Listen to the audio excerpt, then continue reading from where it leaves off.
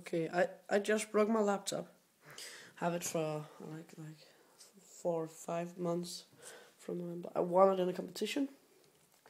It's currently 9,500 Danish kroner worth, and that's like that's like, what do you call it, £1,000.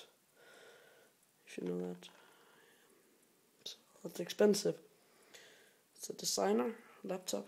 You can see these gauges were dropped out, and we just screw them back on. The hard disk, the hard drive, was falling out the computer. So we fixed that. So one of my friends, but let's see if we can open this. You see what? If you see it dropped on the head, don't get see it, but the LED leaked.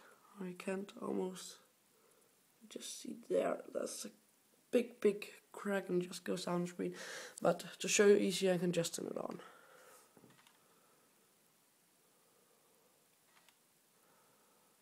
See, that's really bad. You can see it here. I'll say it's concentrated on and just.